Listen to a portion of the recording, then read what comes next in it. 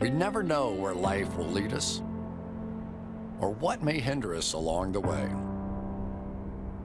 But while every day can feel like one big question mark, it doesn't have to. With the right insights, strategies, and solutions from Western and Southern Financial Group, together we can look ahead to leave the unknown behind.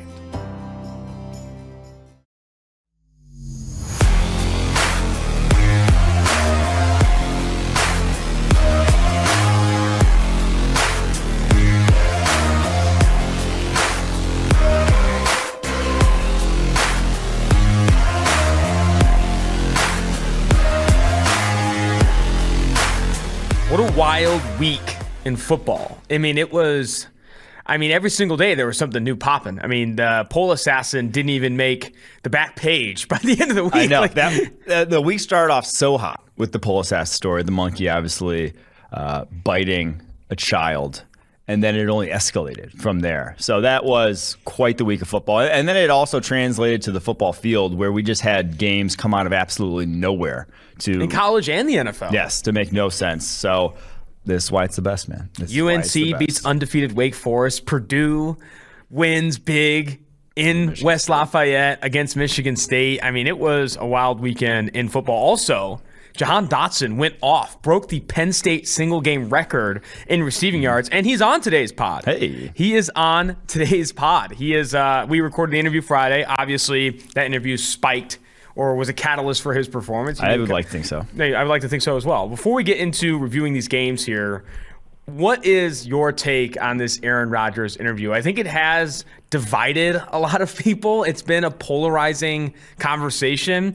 My favorite of it was when he brought up Joe Rogan and then Pat McAfee had to hide his laugh. Yeah. Did you see that clip? That was sensational. Because Aaron Rodgers brought up Joe Rogan wholeheartedly, that he listens to Joe Rogan's podcast and then takes medical advice from Joe Rogan, and Pat McAfee has to hide back laughter. I think a lot of the United States has to hide back laughter on that. But your takeaway on that whole thing? My takeaway is I really don't care.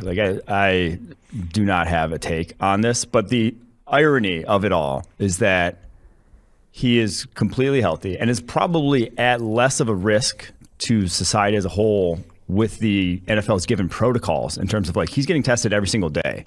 So as soon as he does get COVID, he knows about it. And so under the NFL's protocols, he is less of a threat than guys who are on his own team who may be vaccinated but then can still spread it because they're not getting tested every 2 weeks. And there's been pushback in the NFL about how infrequently the guys who are vaccinated are getting tested because they can still spread it. I just thought it was kind of hilarious that he's really probably not spread it to anyone. And there's this whole uproar over it when it's really just not that big of a deal. Am I the only one who didn't realize there was going to be uproar? There's some people saying, the media is more upset at Rodgers than Ruggs and the tragedy that was. And Ruggs, obviously, going to go to jail for 40-plus years, never playing in the NFL again, getting his well-deserved sentencing there. There was no uproar from me. It was hilarious. Aaron Rodgers' interview was hilarious. I don't know. It was just great content. Yeah. He misquoted Martin Luther King. That if we're not laughing at that, what are we doing? I don't understand why anyone sees any perceived uproar or rage at Aaron Rodgers. I would take it a step. You said you don't care. I care because it made my Friday. It was a phenomenal Friday in terms of content, admitting to taking Ivermectin and then saying Joe Rogan gets health advice and then the misquoting. He was looking off camera, reading a computer, misquoting Martin Luther King. If you can't laugh at that, I don't know what we're doing here. The seriousness with which he took it was actually hilarious. Exactly. The fact he said he had hundreds of pages of research printed out was that took it a little bit over the edge. And then you factor that in with you have the reports that his fiance Shailene Woodley eats clay that. There's a lot of banter to be had here. No one, in my opinion, should be upset at the decision Aaron Rodgers made. You can be upset that he lied to media or was dubious with the misled, immunized, whatever. He'll get what he gets for that. But if you have any other reaction outside of this is hilarious, I don't know what to do with you, man, because this was just absurd. I mean, he made the seriousness, all that stuff I think was funny. I don't think I'm mad at Aaron Rodgers at all. I don't think anyone should be. Obviously, he makes his own decisions. The lying, I think, is the only thing where you could be kind of like, okay, that was kind of screwed up. But I think he's going to get, he's going to miss football for 10 days and all that stuff. So I don't know why there was a quote unquote uproar or rage from national media. I thought that was just great content. Damon Arnette also creating some content. Yeah, he picked a good week to send someone a video of him pulling out multiple guns saying that he was going to kill them. So, yeah, I think there was someone on IG DMing him. Yeah. Something that he was going to fight him in Vegas, and then he was taking a TikTok of showing these different guns that look like they were in Call of Duty Vanguard, saying he was going to come actually kill him. Yeah. I have a couple things here. I don't understand why you'd ever post that to social media, knowing that I don't know what positives come from that. Mm-hmm. Hopefully that was an inebriated decision, because if that was a sober decision, we have more problems here. The other thing I have here is, why does he have all those guns?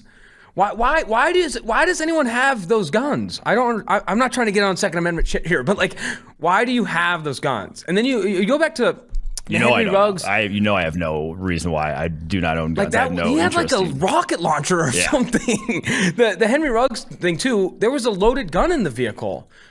I don't understand why there's loaded guns in these situations. Why do we have these loaded guns? I don't know. But that Damon Arnette video, he didn't play obviously this past weekend. I don't know when he's going to play the Raiders again, but insult to injury here. Raiders also lose that game in the Meadowlands, favored by 3. It's been, the news cycle for the Raiders has been awful. You're talking about Aaron Rodgers and the McAfee stuff. Like, the Raiders have gone through a lot in that locker room. And yeah, how about that 2020 draft now for them with Henry Ruggs, Damon Arnette, a year after they literally went overboard in drafting or targeting high character guys supposedly with their first round or with their draft in 2019 and Mike Mayock's first, and then 2020 looks like they have Henry Ruggs obviously off the team now, and Damon Arnette very well could be here on soon. his way out. Yeah, this was absurd. But anyway, what an interesting catch an early buzz. Let's get into Jets-Colts. Jets-Colts, the Thursday night game. Colts in a blowout here. We almost had a sneaky from the dead backdoor cover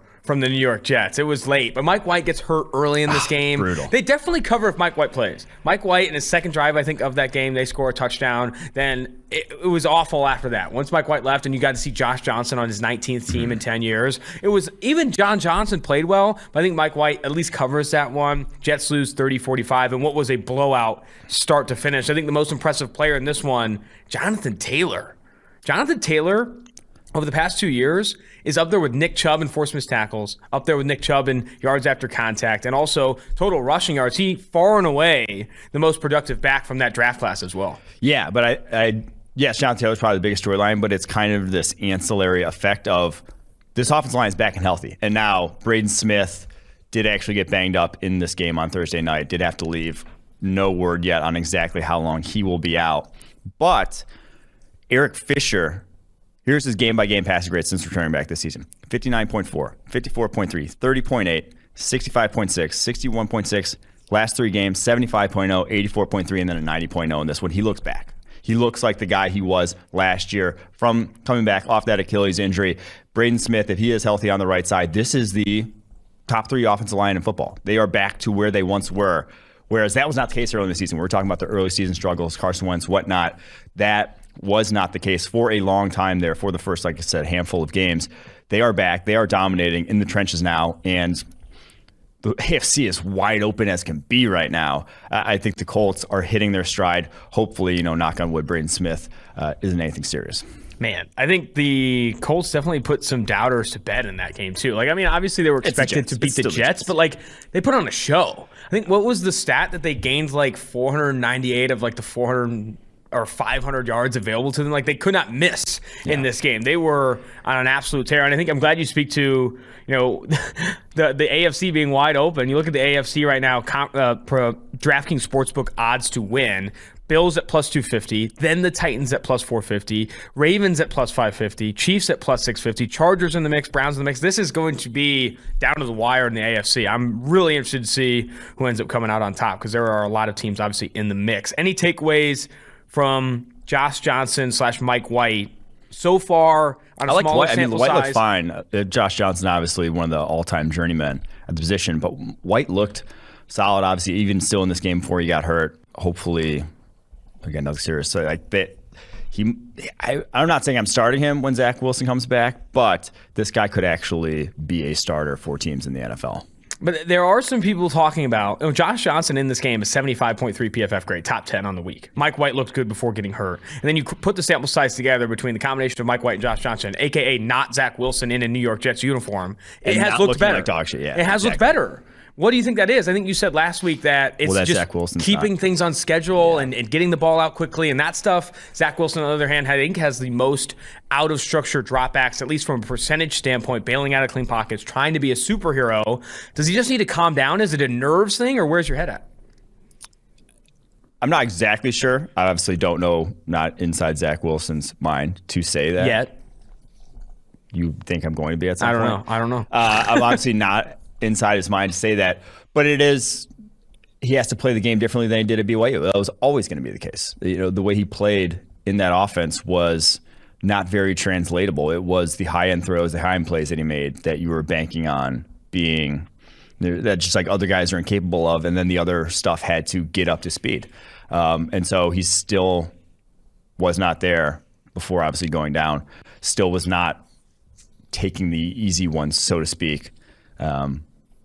And hopefully, having seen this offense get run, correctly, quote unquote, by Mike White when he was in, or at least a little faster, I think hopefully that'll start to like get the wheels turning in Zach Wilson's head of how to play to avoid hits, to keep the offense on schedule, like you said.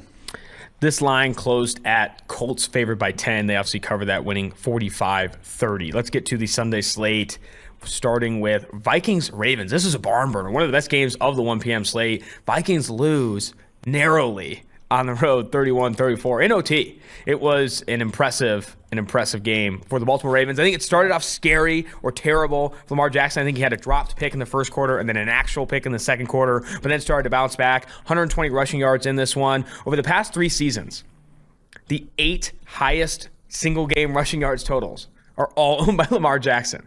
All owned by Lamar Jackson. He has been obviously a difference maker there on the ground. Wait, the past 3 years, yeah. He in the entire NFL, or what are we talking about? By quarterback position? NFL. By quarterbacks. Well, by quarterbacks, yeah, okay. Obviously. Well, you just said, there's he is one of one. There is not another Lamar Jackson. It's even going back to like a Michael Vick was not Lamar Jackson in terms of how he plays the quarterback position. The guy is different. And a very high floor that he brings to the table when he is running. Going over 100 yards, scrambling, when nothing is there, something's still there. And you can't just, again, there's certain defenses or certain things you just can't do. And you can't drop your entire underneath zone 10 yards off the ball, or else you're giving Lamar Jackson 10 yards. That is who he is. And that was the second half of this football game when they came back. And the Vikings, man, they of all teams in the NFL right now have to just be kicking themselves, because there's no real, if the playoffs were to end right now, if the season were to end right now, the Falcons would be in the playoffs at 4-4. The Vikings could very easily be 6-2, 5-3 with very little change so far this season. But they're 3-5. They are 4.5 back in this division. They are, for all intents and purposes, out of it in the NFC North, when this is still one of the they have a top 5 graded quarterback in the NFL and Kirk Cousins right now. They should not be as bad as they have been. They should not be as bad as their record are, but they keep throwing games away, easy ones. This one was maybe one of the ugliest ones yet. What do the Vikings do? They're so close. You're right. I think they could be 6-2 on the season. They do. Kirk Cousins has played well for a bulk majority of this season. I don't know how they turn the corner here, because they're in such a middle part of a competing team. You can't make wholesale changes, but do you need to? Is it a coaching staff? What do you think has to happen? I'm still of the opinion that Mike Zimmer's a good head coach. Now, is he possibly a little dated in his approach offensively and how their commitment to the run and whatnot? Yes. They do not open it up the way you would expect a team with a top 5 graded passer in the NFL and the wide receivers that they have. But I don't know. I don't know if there's any fixing it. Some of that is also falls to Kirk Cousins, who is the classic, like, take 5 yards on 3rd and 10 sort of quarterback. So there's a lot of parts here that I think they're just a flawed team. And I don't know if we've been saying they're kind of in this purgatory where it's this good roster, but they're kind of capped by all the contracts that they've handed out to that roster to sort of build around. Have you been at all impressed or surprised by Marquise Brown's season so far this year among receivers in that 2019 draft class, where he was like far and away like outcasted? DK Metcalf, Terry McLaurin, AJ Brown, Deontay Johnson, Deebo Samuel. I was like, hey, those are the better guys. So far this year, only Deebo Samuel has more receiving yards from that group. 682 receiving yards this season for Marquise Brown. I thought he has improved a lot. I think you look at this game specifically, he's working back to the ball better. He's catching the ball better than earlier in the season. Only 2 drops on the season so far this year. That has been super impressive for Marquise Brown. Yeah, I mean, I think he's always, I don't want to say he's always been open, but I think he's like always been talented. I didn't think it was necessarily a huge, like, oh, Marquise Brown needed to develop. It was kind of just like they needed to get on the same page, him and Lamar Jackson. And they needed other guys to step up around him. And now with Rashad Bateman back, I think there's other guys to take that pressure off him.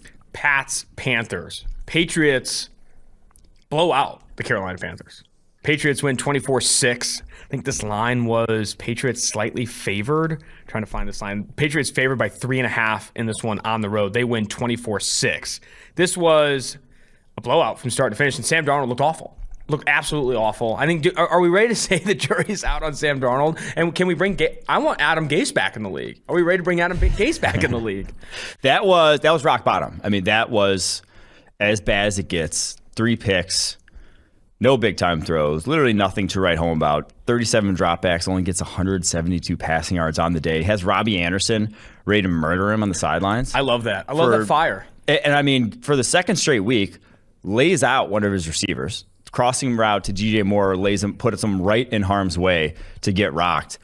I'd be pissed too. I mean, that you have an offense and a receiving core that both Robbie Anderson and DJ Moore put up numbers last year. Like, the offense, as much as you want to shit on Teddy Bridgewater for maybe not being able to make those fourth quarter comebacks, he at least took what was there when it was there. Sam Darnold's not even doing that. And I get that they have had injuries on the offensive line. Matt Harris gets hurt in this one, likely out for the season. Cam Irvin goes down in this one. Like, they couldn't afford those type of injuries. But there's still no excuse to then be getting your receivers hurt as well. I do think that this was the trade they made is going to go down as an all-time bad trade, because $18.8 million they are stuck with on their cap next year. They picked up a 5th-year option. It is fully guaranteed nowadays. There is no more, injury guaranteed. It is no. He is getting $18.8 million to be on the roster next year. And they gave up the draft capital to do it. They do have the draft capital and that cap capital to have one of the worst quarterbacks in the NFL right now. It's bad. I mean, he ranks bottom 3 in PFF grade so far this year. I'm ready to say, even with the fact that they picked up the 5th-year option, they need to be looking at upgrade. They can't go into next year with Sam Darnold. I mean, just Sam Darnold just to see if it clicks then, right? I mean, there's a chance that Joe Brady leaves this offseason. And you got Sam Darnold going with the new offensive coordinator. I mean, if I'm Joe Brady, I want to get the fuck out. Yeah, of course. I mean, if I'm Robbie Anderson, I want to get out of there. If I'm DJ Moore, I want to get out of there. This is not a good quarterback situation. And we said that going in. They traded a 2nd-round pick for Sam Darnold and then committed the 5th-year option. This is awful. Passing on Justin Fields. Passing on Mac Jones. This is not the situation you want to be in for Carolina if you're Matt Rule, if you're Joe Brady. But here's what you can't do. Don't double down on that mistake. Yeah. You can't double down and say, no, what? We already committed the 18 mil. We're going into next season with Sam Darnold. We're going to give him another shot. Because you're going to lose the locker room. You're going to lose coaches. You're going to lose a lot of people. Because you can't just commit to a guy who obviously is not panning out. And in his 4th, 5th season in the NFL, I don't think you can do it. And the worst part is, this defense is playing like one of the best defenses in the NFL with minimal cap, sort of with minimal big contracts allocated to it. Now, they've invested a lot of draft capital, whether it's Derek Brown, Brian Burns, blanking on the 1st-round cornerback that they just drafted this year, J.C. Horn. Whether it's all those guys, they've, invested a lot of draft picks in, but those guys have played, like, those guys are making impacts, and they don't have a lot of money allocated to this defense. So from that perspective, this is when they could have that strike while the iron's hot with a a highly paid quarterback and by investing money into their offense. But it's not happening because they went and got the wrong quarterback. This is rough, man. Rough in Carolina. I think we all talked about, I think Denver and Carolina were the two teams where they were in that position to bring in a quarterback, to bring in Justin Fields or Mac Jones, opting not to. I think both those teams regretting it at that point, but probably the Panthers the most with Sam Darnold losing 24-6 at home. Browns-Bengals. Browns. Well, we got to wait. We got to bring up. Oh, of course. The Mac Jones stuff. Mac Jones. Mac Jones, I think you put in your notes here, it's definitely what it is, a gator roll on Brian Burns. Look up Mac Jones on Twitter right now if you have not seen this awful play. I remember high school, we were doing Oklahoma drills, and this senior called me out when I was a sophomore on varsity, and he said, I want Gayle or whatever. Mm-hmm. And I was breaking the tackle to get in the end zone or whatever, and he alligator rolled me and got suspended for the rest of practice. They said, you're off. You're done. This is to a sophomore.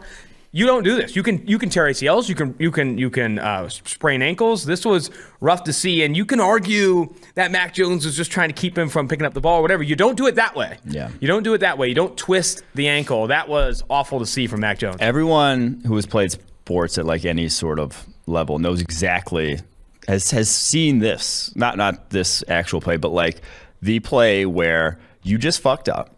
Mac Jones just fumbled. He got sacked, fumbled. He just fucked up. Knew that play did not go his way, and then takes that cheap shot to sort of enact his whatever revenge in the moment where maybe you're not even thinking about it, but where it is something that is, like I said, a cheap shot. That is as bad as an Ndamukong Suh stomp. It is honestly more like Brian Burns' ankle was actually injured on that play. It had to leave the game because of that. That to me, if at least finable, if not suspendable, because there's literally an extracurricular, no place for that in the game of football. It's already dangerous enough without intentionally injuring someone after a play. Could agree more. Browns, Bengals. Browns, oh my gosh. Bengals were favored by 1.5 in this game, at home in Queen City. Walking around Cincinnati, I couldn't find a Bengals fan. Browns traveled well. There were a lot of Browns fans at Paul Brown Stadium, and the Browns showed up. Browns win 41-16.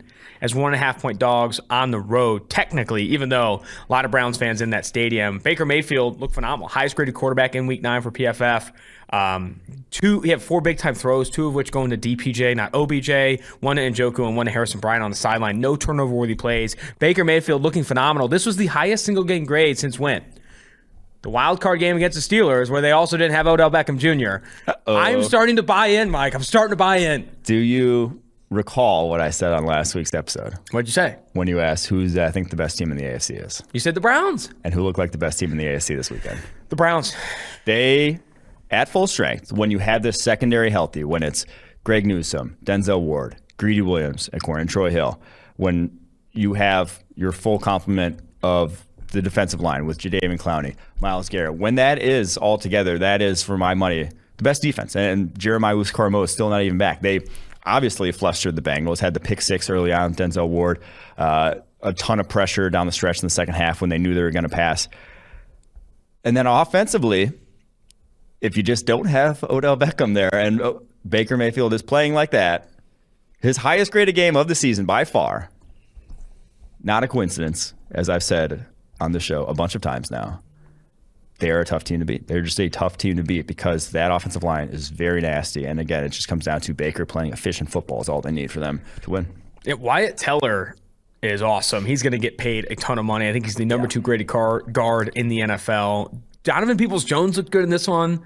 Njoku looked good. I don't think the loss of Odell Beckham Jr. is going to negatively affect this group all too much. I do think that when they can run the football as effectively as they did and their defense runs pick 6s back like they did, you're going to win a lot of games. And I thought what was interesting this one, 6 contested targets for Jamar Chase, 0 catches.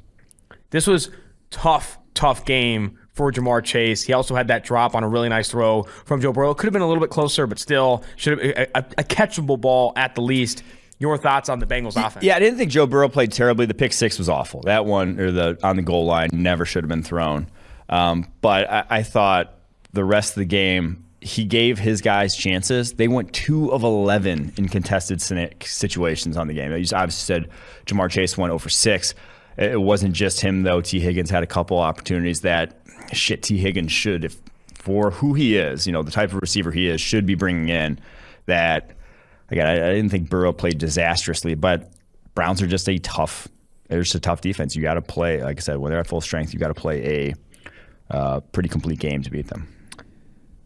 Broncos at Cowboys. This was probably the weirdest game of Sunday. This was absurd. Broncos technically win 30-16, but this was a blowout. They were up 30-0. Yeah. It was an absolute blowout. Dak looked rusty, awful. For lack of better, he did not play well in this game. I don't think anyone in a Dallas Cowboys uniform played all that well in this game. It was a full-on rout on the road for Vic Fangio's Broncos. Teddy Bridgewater looked good. They had Jerry Jeudy back. I thought how they leveraged Jerry Jeudy was awesome. Didn't ask him to run a ton of just like pure outside receiver routes. They motioned him a ton and got him the football. Yeah. After the catches where Jerry Jeudy can have success too. This was like a clinic. This was Fangio coaching up a clinic and really just taking down McCarthy, Dak Prescott, the Dallas Cowboys. This was a bad beat for the Dallas Cowboys. They need Tyron Smith back, or need to shuffle this offensive line or something, because Terrence Steele gave up 9 pressures, and Denver is not throwing out. Von Miller's not even there. Like, they're not throwing out a talented edge rushing group, whether it's Jonathan Cooper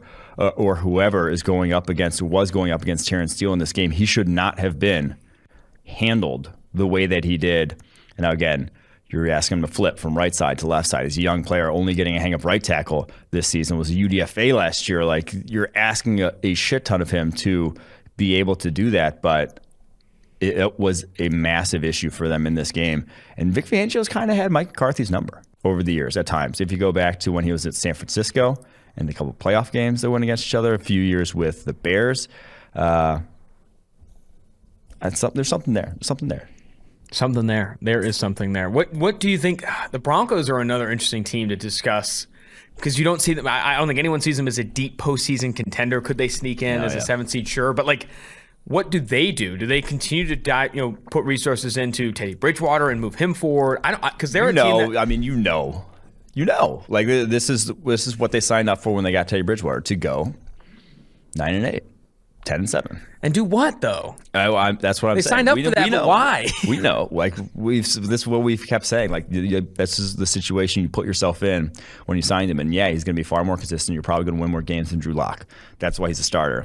But you did that, so Vic Fangio could probably keep his job, is what it is. And then bring in Aaron Rodgers in the offseason? Hopefully. I think Aaron Rodgers to. I mean, it's going to be similar Broncos? to like what we saw with the Panthers last year, where it's like, hey, you did all right, you're fine, but we want to chase something higher. Now, obviously, the Panthers, that backfired quickly on them. I would chase something a little higher than also Sam Darnold if I were the Broncos, if I'm going to upgrade over Teddy. I think if the Broncos get Aaron Rodgers after all of this, it doesn't matter. It doesn't matter what happens. If they can bring in Aaron Rodgers and have the team that they have, they're obviously going to be contenders next year. So hopefully they're already putting in the works for that. Bills, Jags, another weird game. Bills were favored, I think, by 14.5 in this one.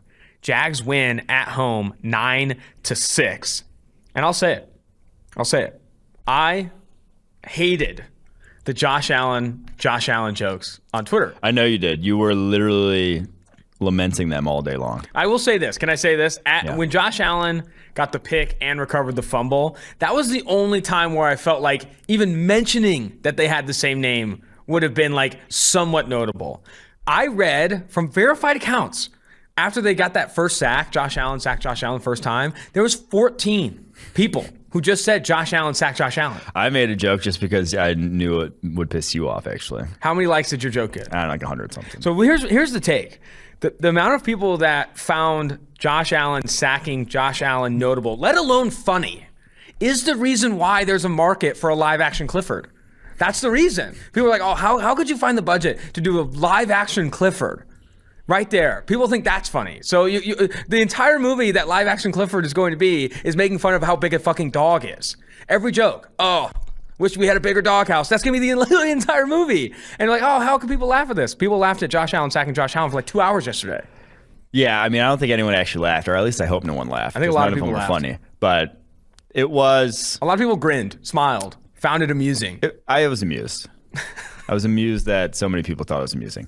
I will say, though, went back and watched to really be like, what did the Jags do? You know, I'm like, how the Jags figure out the Bills? There was no like secret formula. They did kind of the Bills' game plan and what they've done to offenses like the Chiefs, where it was soft cover 2, cover 3. They were backing off everything and just saying, take your checkdowns, like get it out of your hand and get it underneath, and we'll give you 8 yards if you want. And Josh Allen just wouldn't take them. And so like that was when Josh Allen after the game said, I played like shit. That is what that was. That game was 1,000% on him, because he had throws to be made there more than enough. And just instead of taking them, he kept either holding on to the ball in the pocket, trying to break the pocket and make plays. He just would not take them. I do think to a degree the Bills missed Dawson Knox. I think Tommy Sweeney, he does not trust the way he trusts Dawson Knox. Like if Dawson Knox was in that game, he probably goes for over 100 yards. Tommy Sweeney in this game had like 2 catches. Just because that's kind of where they were giving the space in this defense. But ultimately, that was just a bad Josh Allen game. I mean, in this one, I think you could argue like every turnover-worthy play that Josh Allen had in this one was ugly, like ugly. Yes. When he was getting turned around in the pocket and then just fired one into Josh Allen's chest, that was awful. Then you looked at the other one where I didn't even know who number 5 was on the Jags, but like literally just waits on it, hits it, and it's like to his chest. These were ugly interceptions. I think Josh Allen said it best. He played like shit. And what has been your opinion of Josh Allen's play so far this season? Because there are some people talking about the fact that he ranks 19th in PFF passing grade, that he doesn't look as good as last year. People hate the word regression and think Josh Allen is the truth, but he hasn't looked as good as he has last year. And a lot of that is the turnover-worthy plays. 17 big-time throws, 13 turnover-worthy plays. I'm not saying Josh Allen is as bad as he was in his first 2 years, but I do think this is validating a lot of the people that said last year could easily be his best season. It was one of the best seasons we've seen from a quarterback in some time. Yeah, and this wasn't like a new necessarily thing. He had not been playing at that level even heading into this game. It was more just he had a lot of touchdowns prior to this because the defense was putting him in a lot of situations to score. I think everyone kind of saw that coming. It was such a massive leap that there had to be some middle ground that he would end up at ultimately. And I think some of that's also the offensive line has not been great so far this year. And in this game, they made Taven Bryan shit look good. Like one of the best games of his career. He has 2 sacks in this one. So that is part of it as well. But yeah, ultimately this one fell on Josh Allen. That was just a bad performance from him. I still feel that, and I think you said that the Cleveland Browns are the best team in the AFC. I still feel the Buffalo Bills, even losing to the Jacksonville Jaguars and putting up 6 points against this defense, are in the market for the best team in the AFC. They're right now the favorite to win the AFC.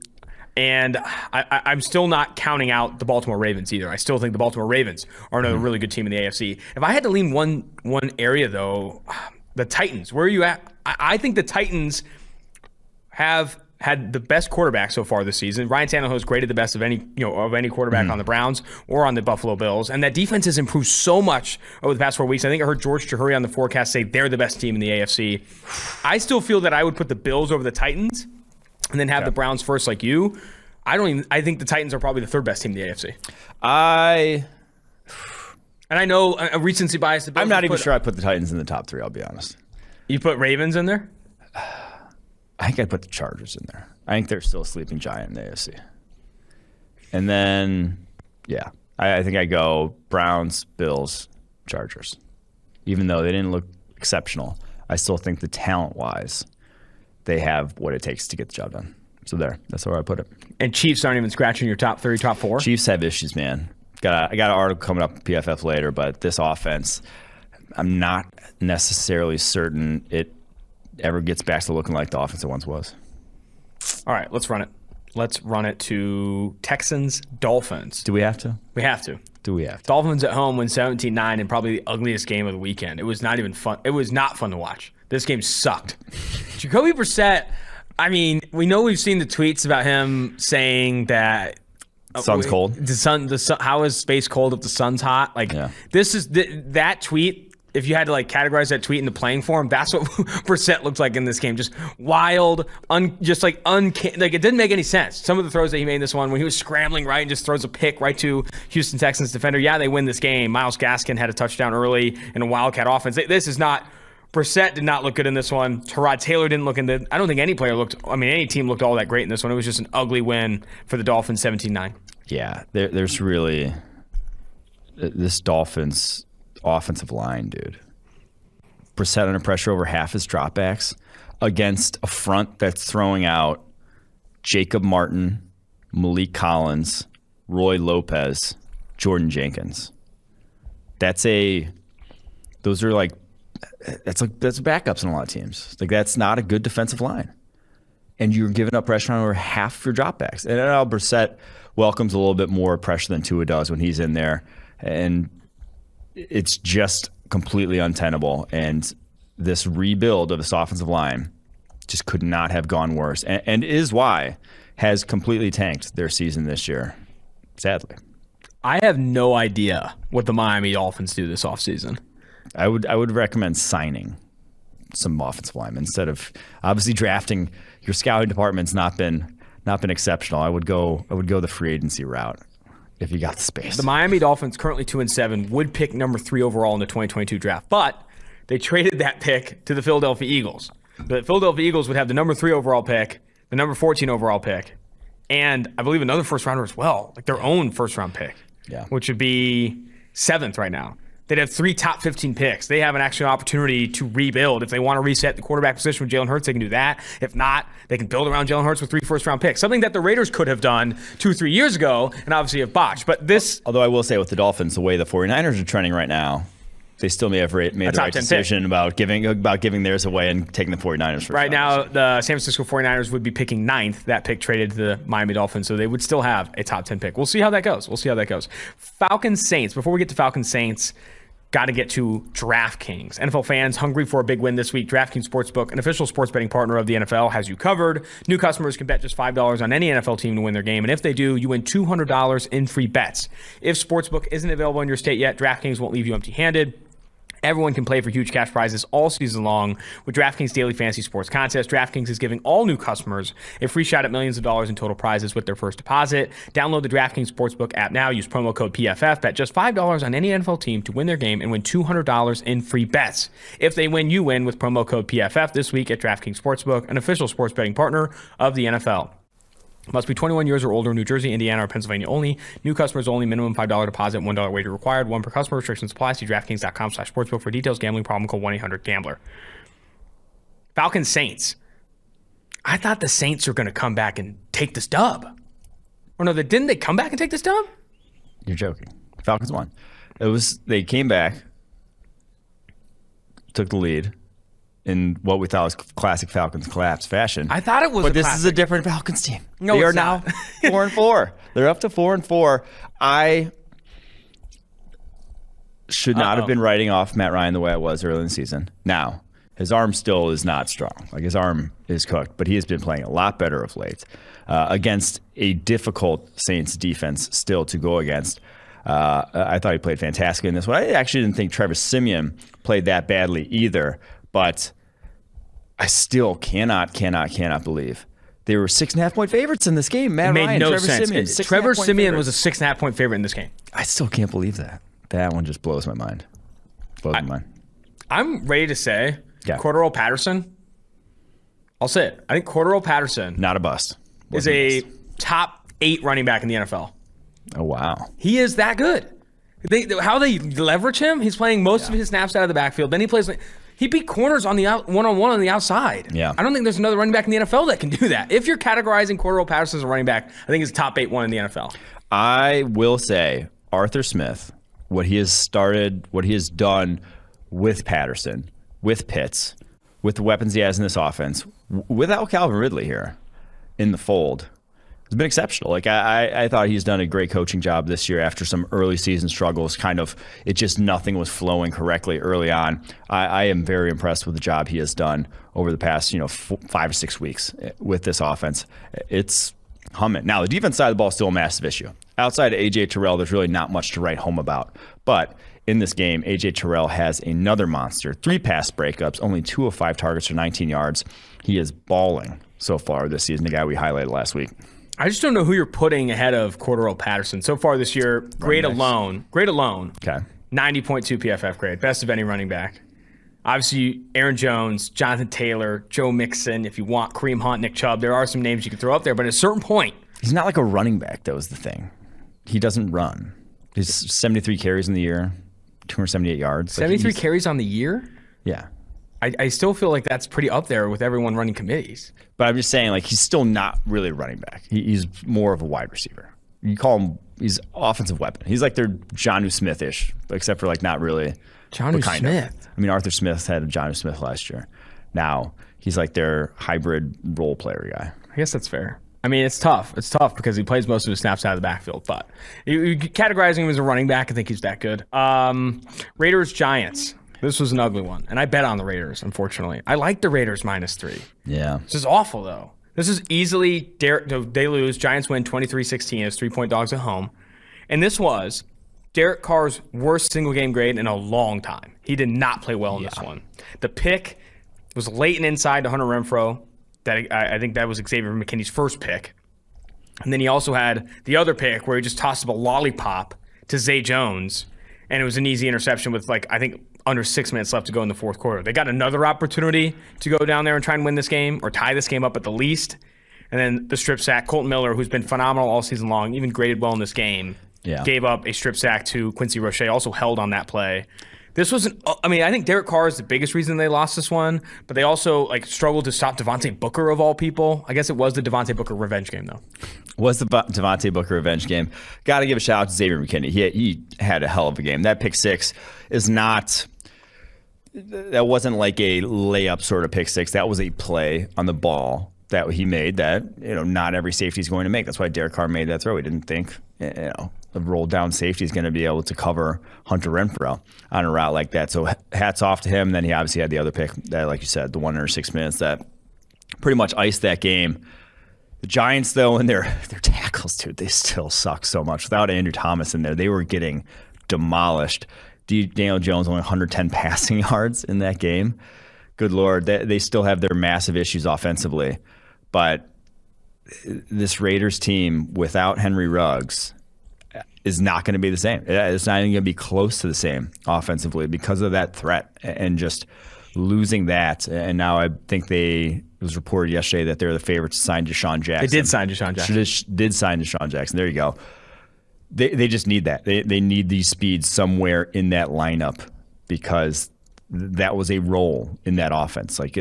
Henry Ruggs was not just another receiver in his usage. He was threatening defenses down the football field. Without that, that underneath stuff that Derek Carr has thrived on because of their offensive line just doesn't work the same.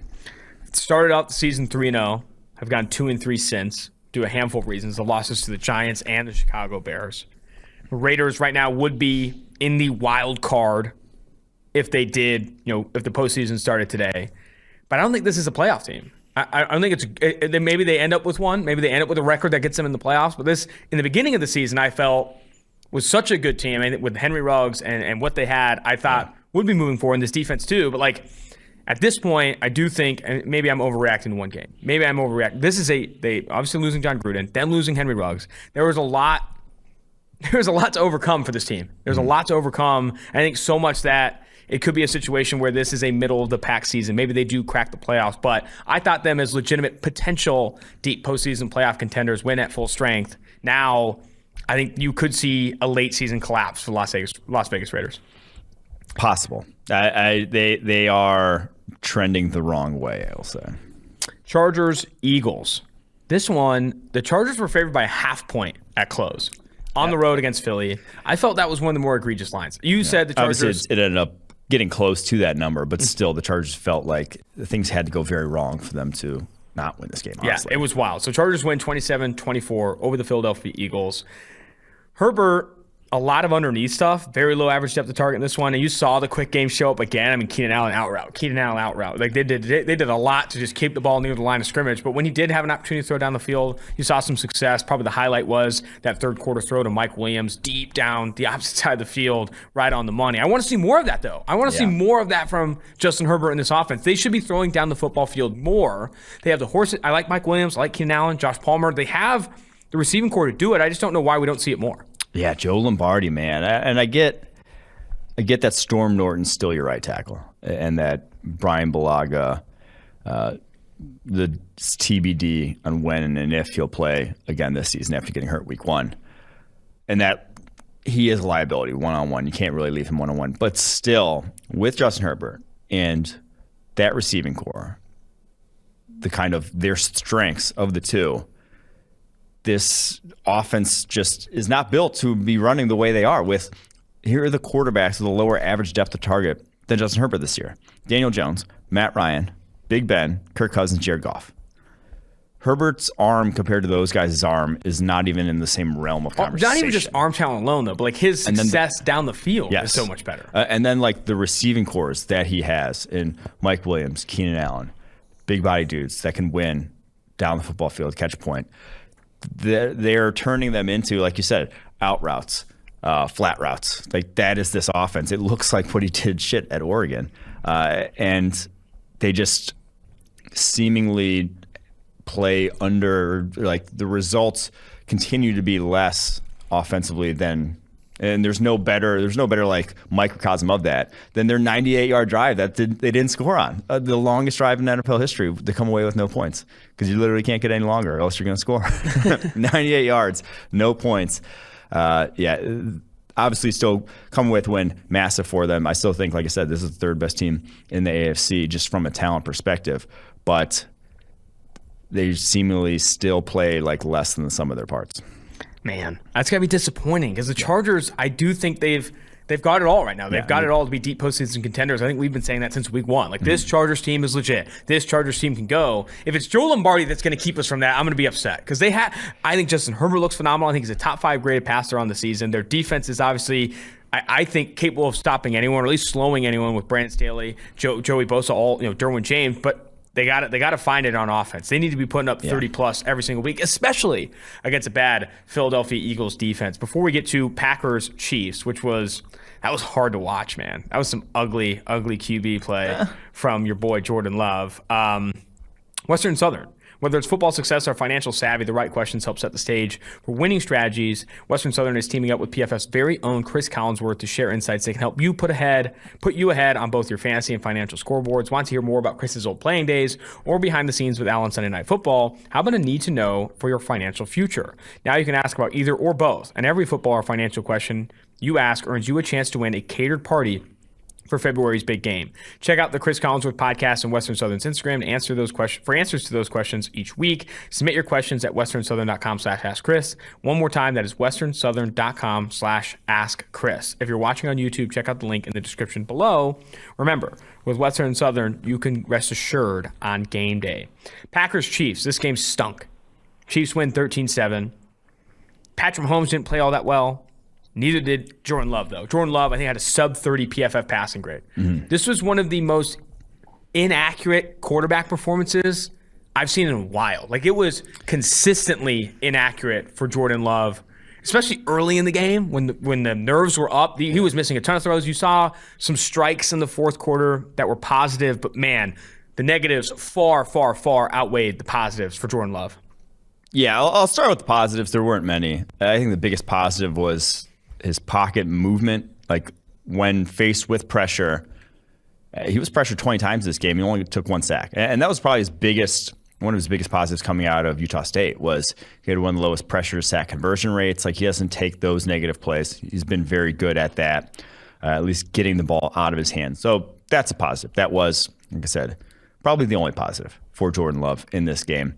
The most worrisome thing, this kind of the scariest thing for me, seeing, sort of a guy who has had over a year and a half now to develop at the NFL level, basically work on the little things without needing to, without being the guy who has to prep every week, the playbook, take all those reps. Like, he can work on the minutiae of the quarterback position, is how many throws he still had that he was either falling off, didn't have his feet set, didn't have come from like a steady base in the pocket that should have been what he was. That should be all he was working on. Those sort of drilling his mechanics down to where he's not falling off a flat route and missing it by 3 feet. Those are the little things that he should be great at right now that were issues at Utah State, still issues right now, a year and a half into his NFL career. Now, the blitz stuff, going against Steve Spagnuolo, all they do defensively, throwing a bunch of different blitz looks at him. They blitz the shit out of him.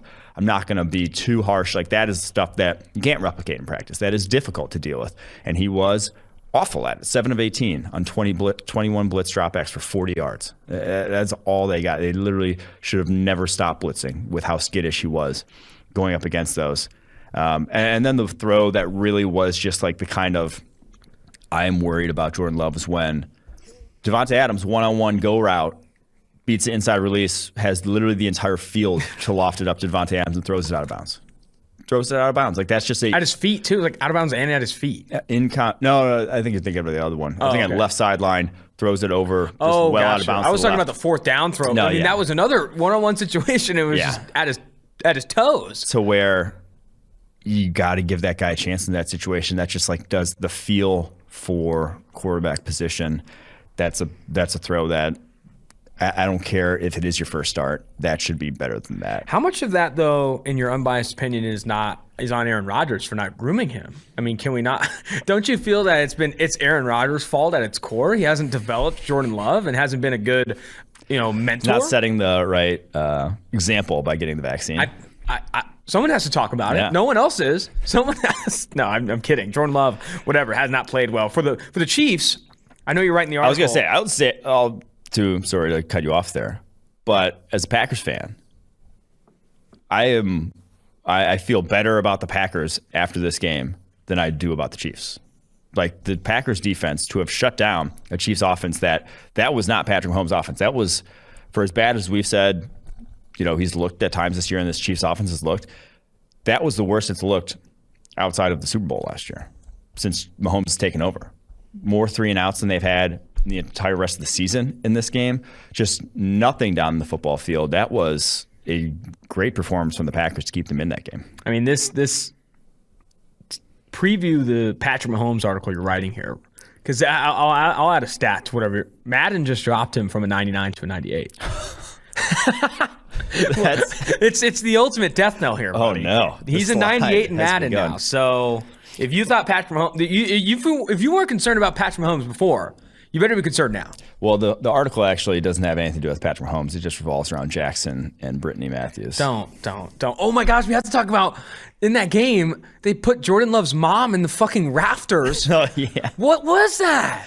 I mean, I saw a phenomenal tweet. It was like 4 hours after the game. I don't know who it was from. I apologize. But someone said, Jordan Love's mom is still walking down the stadium steps. Why did they position them so deep? I was gonna say, and if you do, like, make sure they don't get shown on TV, because it was probably because it's like, try to take an objective look at this. I can't. Aaron Rodgers wasn't supposed to start. They weren't going to go to the game until Wednesday. It's obviously a massive game that the tickets have all been spoken for. You couldn't have snuck him in a booth. That's what, I know. That's the thing. It's like, it seems like there was probably a better way, but that is. I'm going to say this. I refuse to think those are the last seats available. I refuse. Those were not the last seats available. They could have done better. The Chiefs could have done better. That was hilarious. That was them like zooming in all the way deep to find them. That was freaking amazing. Cardinals 49ers. This score was closer than the game was. Yeah. Cardinals win 31-17, but the Cardinals were in control the entire way, even with Colt McCoy. You look at the score and you're like, oh yeah, Kyler Murray continues to dominate. No. Colt McCoy played in this one. Eric Eager tweeted, it's a choice to lose to Colt McCoy. Like, how do you lose to Colt McCoy, especially as bad as they did? And Jimmy Garoppolo didn't even play terribly in this one. It was just not, I mean. Colt McCoy and DeAndre Hopkins didn't play. You still lose 31-17. You didn't have quite literally the two best players on the Arizona Cardinals in this game. That's why I think a lot of people are calling the Cardinals the best team in the NFL. Do you agree? They just lost to the Packers last week, so no. But I don't know why. I get it. Colt McCoy, no DeAndre Hopkins. They beat up on a bad 49ers team. Yeah. The Tampa Bay Buccaneers are still the best team in the NFL. Yeah, I mean, I still think from a pure roster perspective, probably the Buccaneers. But the Packers are getting up there, man. The Packers are looking good when they get to full strength. I'm just going to say Shut up. No, you're going to say, come on. The Packers are not a better team than the Bucs. Okay, well, we'll just see. But in this game, I don't know what to say about Kyle Shanahan, because this is – the offense continues to be average, not not a offense that can compete, and you have a quarterback with a $25+ million cap hit this year, and a guy you drafted number 3 overall, and you can't get shit going whatsoever. I never thought that Kyle Shanahan would be on the hot seat. I think he very well may be on the hot seat at some point this season because I don't foresee this. You think turning around. Kyle Shanahan's going to be on the hot seat at some point this season? I could. I could see. No way. There's no way. There's no way. That relationship with Lynch is perfect. He still hasn't played Trey Lance. There's no way. There's zero chance. All right, I'm just saying that this is not. I don't foresee them turning this around offensively. You can argue that Kyle Shanahan is not meeting expectations. You can argue that Kyle Shanahan has been drastically underwhelming this season. That seat is fucking. He's sitting on an ice cube. The Coca-Cola polar bears are sitting next to him. There's just a 0% chance Shanahan's on the hot seat. He is like legitimately the face of San Francisco. It would have to take another season of this with Trey Lance before we even having the conversation, in my opinion. Did we bring up the Eno Benjamin run, former Arizona State legend? That just absolutely truck-sticked. Who was that on the receiving end? Oh, who was it? I don't even know. It was off the face of the earth right now. There were some angry runs this week. That one, tough to top. The Javonte Williams run in the Cowboys game was out of this world. But Eno Benjamin, that's about as clean a trucking as you'll see at the NFL level. That looked like a high school run. Madden moving Patrick Mahomes to a 98. Eno Benjamin's truck stick, I think, is going to get a little love. Javonte Williams, 35 broken tackles so far this year on the ground, tied with Nick Chubb for the most in the NFL. He has 40 total when you include receptions. That's the most in the NFL. He's on pace. Who could have seen that coming? To break the rookie season record for broken tackles in a single season. Javonte Williams, who, if you people forgot, led all of college football in North Carolina in forced missed tackles per touch last year. So that translating pretty nicely to the NFL. When are we going to put Melvin Gordon on the bench? I don't know. I think Javonte Williams. I was begging to put no hate against Melvin Gordon, but just Javonte Williams is objectively # more fun to watch. All righty. Only a couple more games left. Or no, one more game. Titans-Rams. This was an interesting one. Line moved from 6.5 to 7.5 in favor of the Rams when Derrick Henry, the injury news came out. Titans win 28-16, and I would argue that the offense didn't look phenomenal. This was Matthew Stafford playing terribly. Literally the two plays. Yeah. He had the pick six and then the near pick six. It was the near pick six first and then the pick six. Yeah, second. the near pick six when he was getting tackled in the end zone. Carson Wentz throws it to a defender's chest. And then the other one, that was just terrible. Terrible ball. Gets picked and returned to the house from Kevin Byard, who some are talking about as a dark horse defensive player of the year candidate. Currently leads all safeties in PFF grade. No other safety has a grade above 86. He's clearing 90 right now. I don't think he has the name recognition to get it. And with Trayvon Diggs far outpacing him in interceptions, it could be tough. But he's playing phenomenal. Will probably go down as an underrated season for Kevin Byard. Yeah, he's been a probably top 10 safety for a minute now. He's also not Defensive Player of the Year. If it's not Myles Garrett, it's Aaron Donald. There are your two options. In this game, though, Titans offense, like you said, didn't look good. Their defensive line being an issue for Bud Dupree doing zilch. But it is Harold Landry and it is Jeffrey Simmons. Dude, Simmons is a monster. Wreaking havoc along the interior. And they do a lot of games. They do a lot of stunts, slants. They like to create havoc by any means necessary. Jeffrey Simmons, 9 pressures in this game. He now has 42 on the season. Almost matched his total from 2020 alone. He had 44 last year already. He has 42 this season. That dude's looking like well worth the 19th overall pick. And that's why I say the draft is not about year one, because they could have passed on him. I mean, he had the injury, tried to get a guy. I remember he had an ACL in the pre-draft process, comes out still. Falls to 19th when, he was top 10 player on the PFF draft board because, that's how good he was. At Mississippi State, obviously comes in as rookie, quiet rookie season, but is now looking like one of the better DTs in the league. Shout out Coach Steven Adegoke, friend from San Diego State, who's coaching at Mississippi State when Simmons was there. I remember when he texted me right after the ACL injury, he's like, man, someone's going to miss out on a phenomenal player because he is a dude. He's now coaching at Michigan, Adegoke. And now Jeffrey Simmons not only has 42 pressures, that leads the NFL. Aaron Donald doesn't. I haven't seen Aaron Donald not atop this list probably in 2 or 3 years, maybe more. 42 total pressures, Aaron Donald with 41. Those are the 2 leading defensive tackles right now. That is an absurd stat to be ahead of Donald in anything. Yeah, 9 pressures this week. That's obviously inflating that number, but still, a really impressive week for Jeffrey Simmons, a really impressive year for Jeffrey Simmons, him playing well. That's it for the NFL preview. Now we're on to fun to watch, fun to read, rookie of the week, blackout of the week, and the cake your pants moment of the week. Let's start with the fun to watch. Denzel Perryman this is from Jesse Merrick, who works for a sports interpreter for News 3LV. Denzel Perryman, the linebacker for the Las Vegas Raiders, former Miami Hurricane, comes to play each and every week right from the jump. That dude is fun to watch.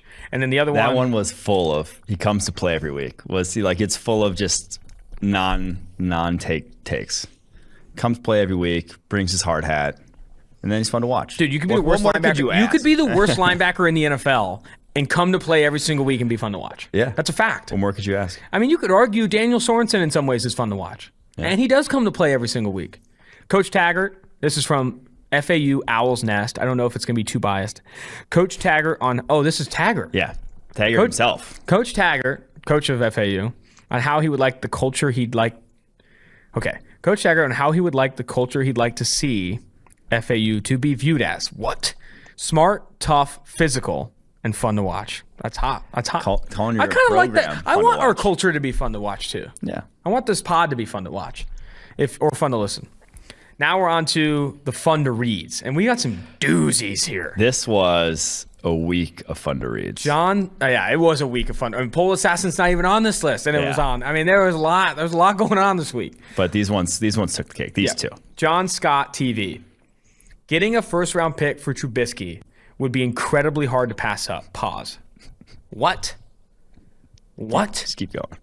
Second would be very enticing too. Would it? I understand value in strong backup QB, but that's how he worded it. But Bills aren't winning Super Bowl SB if Allen out for playoffs regardless of QB, and schedule should allow them cushion if out short term. That's one of the worst tweets I've seen. It's both worded terribly and the take is terrible. Dude, talking about getting a first or second round for Mitch Trubisky. I don't even think you get a first round pick for Derek Carr. I mean, that's absurd. He ends up doubling down and saying, I didn't think someone would give it to him. I just said it would be hard to pass up. It's like, okay, thanks, buddy. Would it be hard to pass up? Yeah. It'd be hard to pass up a lot of things. It'd be hard to pass up a first round pick for Damon Arnette right now. Yeah. I'm so lost. And now this one was interesting. Dan Orlovsky. You want to take the reins here? So Dan Orlovsky is getting roasted on Twitter. This is on Monday that he tweets this out. He has his website called allprodad.com. That's his website? It's his website, I believe. Or is it his website? I'm not sure it actually is his website. But he writes for allprodad.com. Same. And already kind of a odd name for a website. If you think of yourself, you think the website's got an odd name? How about the article? Okay, article is called 4 Ways to Avoid Temptation, and in it he talks about he goes full Mike Pence on him, saying he will not be one-on-one with a woman when he's on the road ever, which is like, it's just odd. It's just an odd thing to then like promote on his Twitter account that talks about sports. Anytime anyone does like crossover, like life self-help stuff that's also like in the sports world, I always feel like it's very cringy. You know? I don't understand some of this. The beginning. I just would recommend. It's a recommended read. It's a full article. You're gonna have to digest it yourself. In the first draft, it's like focus on knowing yourself. I don't personally struggle with pornography, but I know a lot of guys do. Avoid temptation. You struggle with pornography? You win by avoiding it. Whatever. And it's later, focus on being in a community. And when I say I'm with a group, I mean a group. John Kitna taught me to never be one-on-one with a female. That, in my opinion, and I'm going to try and be honest here. In my opinion, this does not feel like you could see this advice coming from the angle that is, don't be one-on-one with a woman because I'm dumb and I think that women will blame me for stuff and I think I'm going to get caught in a Me Too thing, which is terrible advice in and of itself. Yeah. Like to think that like that's on you. But this is about avoiding temptation. And avoiding temptation means don't be one-on-one with a woman? That is weird, man. That is really weird. I don't want to read this anymore. That's a fucking weird-ass thing to say. It's fun just to read. allprodad.com just dropping bombshells. All right, Rookie of the Week. All right, let's get it. Rookie of the Week, Kwity Paye earned a career-high 90.2 PFF grade, had 9 total pressures on Thursday Night Football, and also was never caught one-on-one with a woman. Rookie of the Week for Kwity Paye, the Indianapolis Colts defender. He avoided temptation by sacking quarterbacks. He was all over the place. This was easily his best game as a pro, working against both tackles, honestly. He beat Becton a couple times. He beat Morgan Moses a couple times. He was it just looked different than we had seen from him in the past. And that's it's nice. Like that is something they have needed desperately. We've talked about ad nauseum on the show that, hey, this Colts defense is not going to be the Colts defense we saw last year until they can get some pressure on opposing quarterbacks.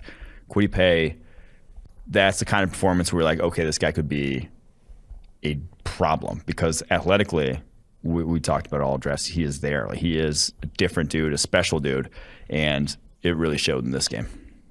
Breaking before we get to Blackout of the Week and the Cake Your Pants moment, and then the Jahan Dotson interview from Penn State.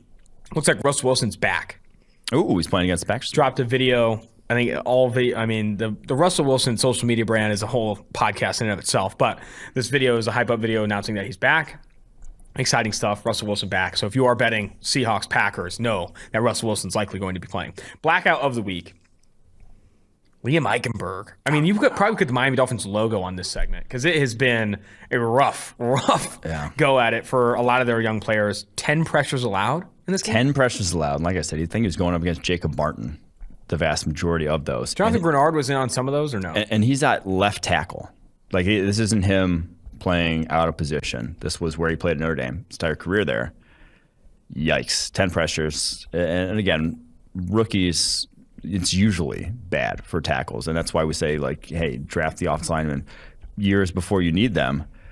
Miami did not heed such advice. And, well, 10 pressures against the Texans. Blackout. Cake Your Pants, Baker Mayfield's an 89.8 PFF grade. I think mine was definitely Jahan Dotson going off after the interview. Oh, no, mine was 100%, as you know, with my takes on the OBJ Baker Mayfield situation over the past year and a half, 2 years almost at this point. He coming out and just slinging easily his best game this season, not even close, 89.8. He hadn't had a grade in the 80s prior to this. In the first game, or in the game without Odell Beckham this season, it was just a vastly different performance than we had seen from him. Multiple big-time throws. I think I was being very annoying when I said every single time he completed a throw down the football field, I was like, what was I saying? I was saying, oh, it's amazing how good Baker is when his receivers are where he expects him to be. Because, yeah, there was something there. There was something between them. It didn't work. And I still think Baker's a legitimate NFL quarterback. But just whatever it was between him and Odell Beckham was holding him back. Seriously, it seriously was. I mean, there's still negative aspects to his game. I'm not saying he's a fucking elite. I'm saying he's Josh Allen all of a sudden, but he can win you games. There's just that situation was bad between them. Where do you? I mean, they think they need some improvement in that receiving core, though. I don't think they're going to be able to get away with Donovan Peoples-Jones. I agree. Jarvis Landry. I think they need some help there, but still. I think, Odell Beckham Jr. on the football field making Baker Mayfield worse. I feel like never did I ever approach it from the angle that, like, their personal relationship wasn't good. I thought, it's like him forcing the football to him and some of that stuff. But I do think that there is some to OBJ. We don't know if those Robbie Anderson-like outbursts were coming from OBJ because not all of those are obviously caught on camera. Is it coming in practice? Is it in the huddle when OBJ gets in the huddle? Baker, you got to show the fuck up. All that kind of stuff. There are different things that could have been negatively affecting it. It sounds like, from all the reports we've heard, we're obviously kind of speculating, but like they didn't get along. And when you don't get along, I think you could see it show up, and it obviously did. Team dynamics are difficult to assess, but if you have played on a team, when there's like a teammate that is someone that's can be good, talented, but that can also drag the team down with their presence. That's a thing that happens. That, like I said, it looks like it's the case in this. Fair. Let's get to the Jahan Dotson interview, wide receiver from Penn State. Now joining the Tailgate Podcast is current Penn State wideout Jahan Dotson, one of my favorite receivers to follow in college football, even dating back to last season, a COVID-impacted season, but still had a very successful year for Penn State, over 800 yards receiving, and also really good games against some really good cornerbacks. We'll talk about some of those on today's show. Really appreciate you jumping on. Yeah, of course. Thank you for having me.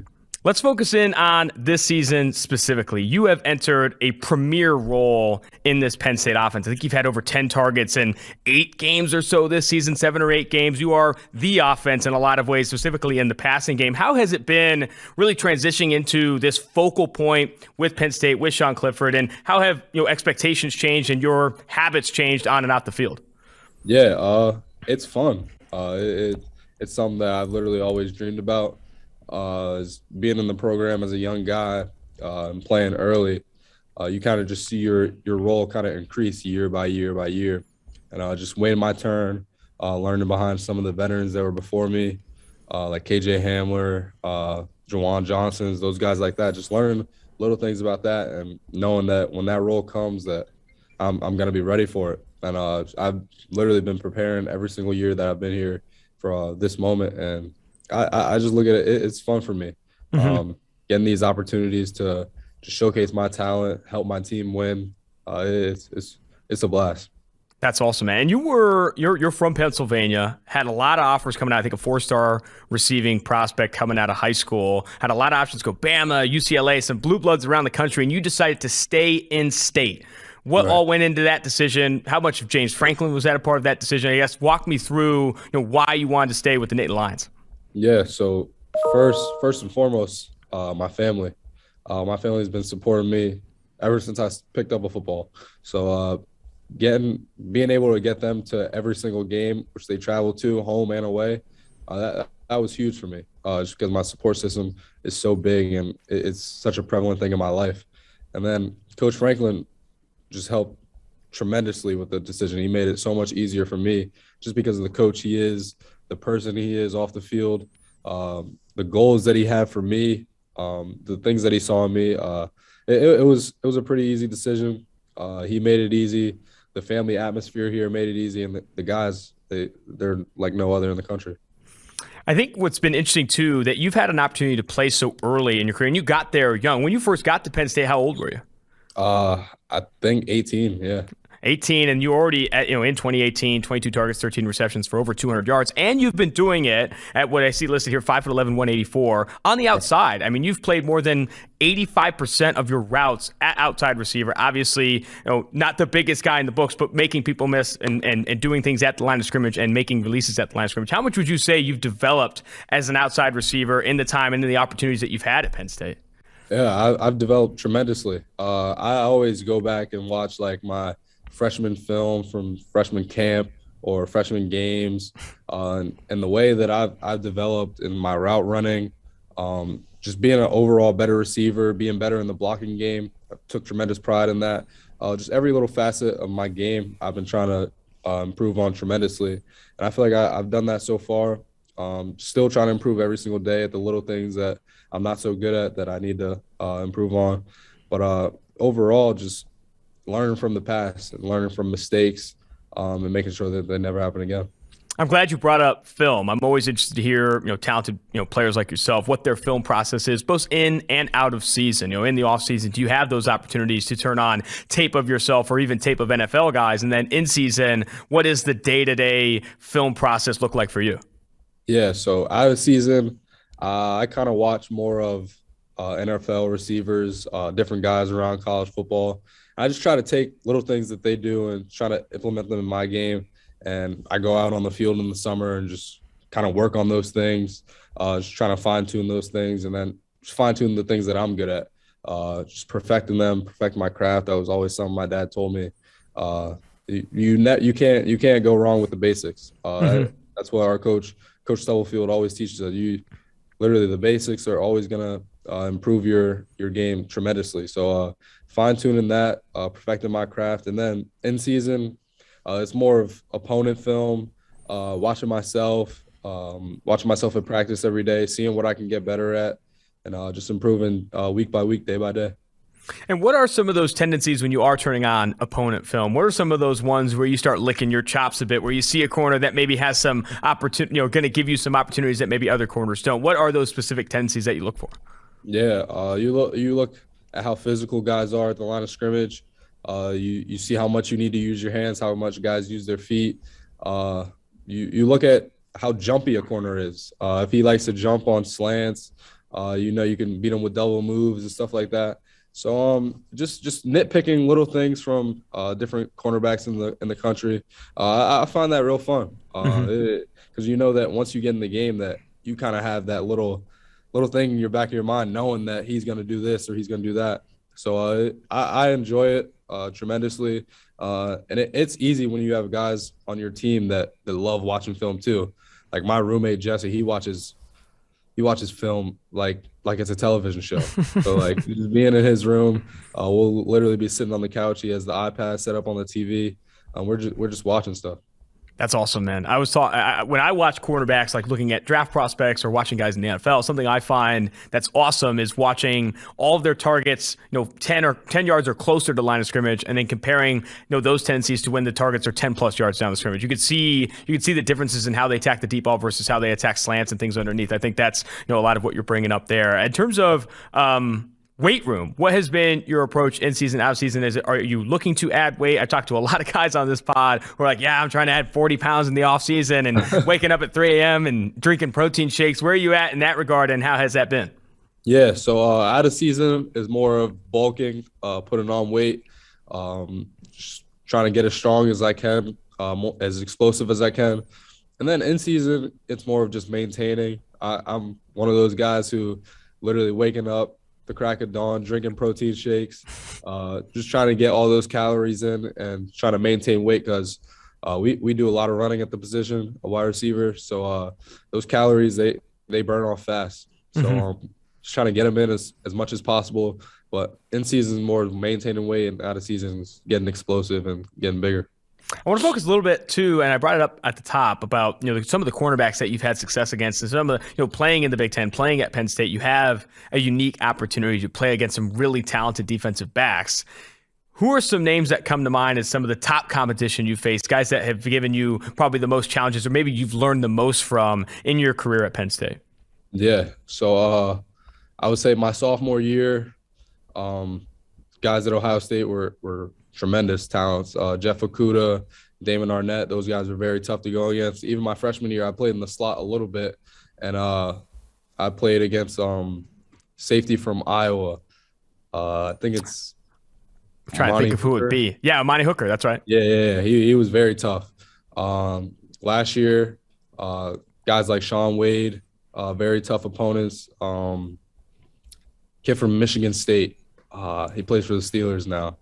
I'm trying to think who that be too. Tough. Michigan State. Shakir Brown. Okay, gotcha. He was tough. And this year I faced some great guys week in and week out. Roger McCreary from Auburn. Denzel Burke. He's going to be a tremendous talent as a freshman. Yeah, true. Yeah, I faced some pretty good talent as I've gone up my ranks here at Penn State, but it's fun. Every week is a great opportunity for me, like you said, and I look forward to it. You were able to pull some pretty great names there. I was talking to Aiden Hutchinson, the Michigan edge defender, and you bring up who are some offensive tackles. I got nameless faces. Yeah, I don't know anybody. It's number 53. It's number 66. Do you hold it kind of differently? Do you kind of pride yourself or like the fact that you're going against top tier talent, and when you are going against a Shaun Wade or an Amani Hooker, you go into those games with a different edge, knowing that these are also top talents? Yeah, I love it. I wouldn't say necessarily I go into the game with a different edge, just because every week I'm going against someone who's either trying to knock me off or I'm trying to knock them off. So I approach it the same way, go about my week the same exact way, study my opponents the same way. So I find there's so much fun in it, just because at the end of the day, us athletes, we love to compete, and what better way to compete against someone who is a very extremely good talent. How much chirping or trash talk is factored into your game? It's everyone's got a different type. Some people like to keep things quiet, let the game talk. Some people find an edge in getting into that mental element. Where do you stand on that tier? I don't do too much talking. I kind of just let my game talk for me. I'm out there kind of just having my way, just balling, and just playing ball. Love that. That's awesome, man. I also wanted to bring up another defensive back you've probably seen a decent amount, Jaquan Brisker. We had him on this podcast. He was a phenomenal interview and an even better football player. He has been outstanding for Penn State. What's your relationship with him? I'm sure you guys have gone toe-to-toe in your time there. Yeah, that's my guy. We go toe-to-toe almost every day. It started in this past summer camp. We kind of created a little thing where we have one-on-ones. And I go into the slot. He's a safety, guarding me one-on-one. We're just kind of keeping tally of wins and losses, different things like that. That's awesome. Yeah, it's cool going against guys like Brisker every day because you're going against literally the best safety in the country. So it's just making you better, making him better, and making our team better. I want to ask the same question for another guy that has really risen to the occasion in a lot of games this season, Sean Clifford, the quarterback there at Penn State. How much do you guys hang out on and off the field, and how much do you guys work together to really improve both your games? Yeah, we hang out a tremendous amount. I was literally just with him right before this, about 10 minutes ago, literally just playing the video game with him, playing UFC, just hanging with each other, kicking it with each other. But I've seen him grow a tremendous amount since I've been here. He's always been a great leader for us, a very vocal leader, but his game has enhanced tremendously. You see the poise that he has, sitting in the pocket, delivering the ball to us. We create some pretty good weapons on the outside with me, Parker, Keandre, some great tight ends, and he does a great job of making us look good. That's phenomenal. I want to look a little bit ahead to the rest of this season, ask a couple goals questions, and we'll get you out of here. I really appreciate the time. You guys have a juggernaut of a schedule coming up here. You're going to Maryland. Then you got Michigan coming in, a top 10 team in the country. Rutgers, which has been a tough beat, a tough out every single game this season. And then you close out with, right now, the undefeated Mel Tucker-led Michigan State. This 4-game stretch is going to be special. How much have you guys talked about this upcoming stretch? And where's the mindset of the team, I guess, knowing that you have a very unique opportunity going down here? Yeah, we haven't really talked about much other than Maryland, to be honest with you. Fair. 1 week at a time. Yeah, 1 week at a time. But it's a tremendous opportunity for this football team and a great opportunity for us to bounce back. What better way than going on the road, starting this 4-game skid with a win in hostile territory. So I can't wait for this weekend, and I can't wait for the rest of the season. Just competing with these guys every day at practice, it's fun. I literally have so much fun being out there with those guys every day, and I appreciate every moment that I'm out there. So we're just going to try to go in Maryland, try to get a W and get on the win streak. 1 week at a time. I couldn't tell you how many times I've heard on this show, go 1-0 every single week and you'll be there. I think that's honestly a cliche that everyone leans into, and I couldn't agree more. Last one for you here. It sounds like obviously you're going 1-0 every week, but are there personal goals or accomplishments you want to have, under your belt when this season's ending? And what are those goals that are top of mind for you right now? Honestly, the only goal I set for myself is to be better than I was yesterday. Be better than I was a week ago, be better than I was a year ago. That's kind of something that I've lived by ever since I stepped on the football field. As long as I perfect my craft and I be better than I was 24 hours ago, something's going to go well. And to be honest, I haven't really set many personal goals, kind of just been focused on our team. Just kind of getting back in the win streak, being the best teammate possible to this team, and being the best leader to these young guys in the room. We have a lot of talent on this team, and I honestly just love competing with these guys and can't wait to go out, practice with the guys, and play in these games. Nothing wrong with that, man. Being team forward is always great. Jahan, this was fantastic. Thanks again for joining the show, and I wish you the best of luck moving forward. Thank you. I appreciate you having me. That's going to do it for this episode of Tailgate. Make sure you rate, review, and subscribe to the podcast. Mike and I will be back on Wednesday morning. Jermaine Johnson, the Florida State edge defender, is going to join the show. Should be quite the treat. Until next time, big shout out to the producers, Mike Quinn, David Sofaro, Max Chadwick, Stone Rochelle, Austin Gayle, Mike Renner, Tailgate.